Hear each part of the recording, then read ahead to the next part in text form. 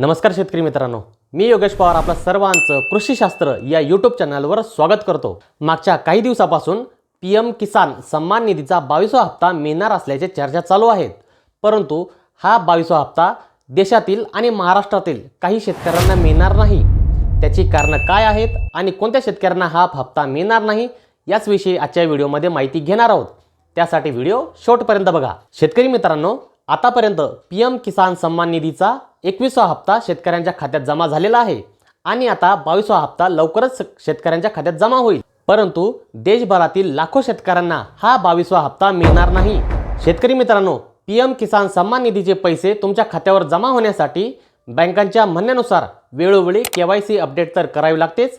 त्याचबरोबर तुमचे बँक खाते हे आधारशी लिंकही असणे गरजेचे आहे। वरच्या स्तरावरून मिळालेल्या माहितीनुसार देशभरातील जवळपास 3.25 लाख शेतकऱ्यांची बँक खाती ही 6 फेब्रुवारी 2026 पर्यंत त्यांच्या आधारशी लिंक केलेली नाहीत। यामध्ये महाराष्ट्रातील 1,72,348 शेतकऱ्यांनी सुद्धा त्यांची बँक खाती ही आधारशी लिंक केलेली नाही।